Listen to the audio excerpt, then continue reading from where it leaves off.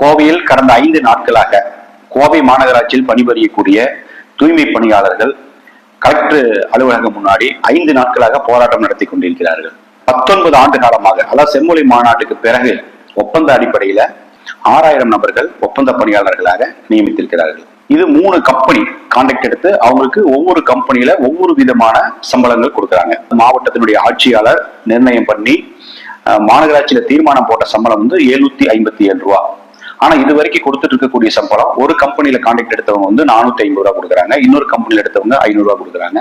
இந்த மாதிரி ஒவ்வொரு கம்பெனிக்கு வித்தியாசங்கள் மாறுபட்டு அந்த ஒப்பந்த பணியாளர்களுக்கு சம்பளம் கொடுத்துட்டு இருக்கிறாங்க.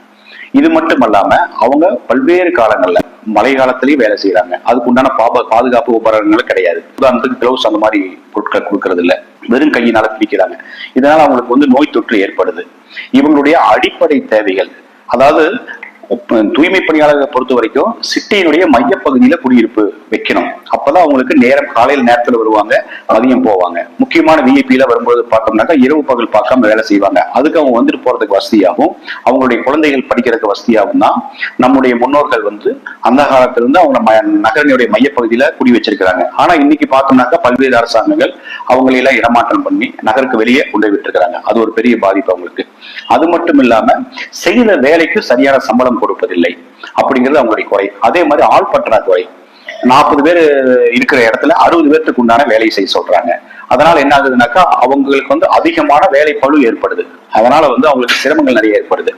இது எல்லாம் தாண்டி அவங்க பிஎஃப் கிட்டத்தட்ட 15 ஆண்டுகளுக்கு மேலாக அவங்களுடைய பணத்திலிருந்து ஒரு பகுதி பிடிச்சு அவங்க எந்த கம்பெனில கான்ட்ராக்ட் இருக்கிறாங்க அவங்க 2 பேரும் சேர்ந்து பிஎஃப் பணம் போடணும்.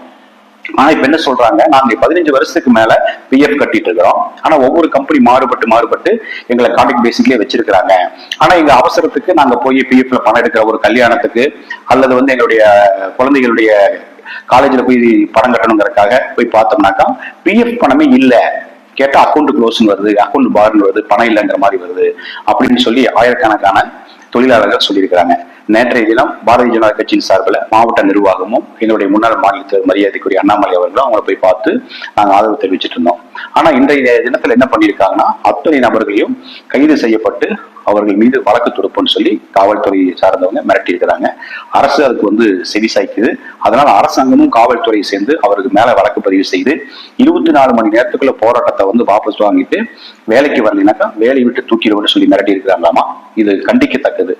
தூய்மை பணியாளர்கள் நம்முடைய பாதுகாவலர்கள். அவர்கள் ஒரு நாள் முழுமையாக வேலை செய்யாம ஒட்டுமொத்தமா புறக்கணிச்சாங்கன்னா எவ்வளவு பெரிய விஐபியா இருந்தாலும் வீட்டுல இருந்து வெளியே வர முடியாது. அந்த மாதிரி ஒரு சூழ்நிலை ஏற்படும். அதனால இதை நம்மளுடைய மாநகராட்சி கமிஷனர், கலெக்டர் எல்லாம் கவனத்தில் கொண்டு, குறிப்பா அரசாங்கம் கவனத்தில் கொண்டு இந்த பிரச்சனையை தீர்த்து முடிக்கணும். அவங்களுக்கு கேட்ட நியாயமான ஊதியம், அதுவும் கலெக்டர் முடிவெடுத்த ஒரு சொல்லப்பட்ட ஊதியம், அந்த ஊதியத்தை கொடுக்கணும். அவங்களுடைய பாதுகாப்புக்காக தேவையான உபகரணங்கள் கொடுக்கணும்னு பாரதிய ஜனதா கட்சியின் சார்பில் கேட்டுக்கிறேன். நன்றி, வணக்கம்.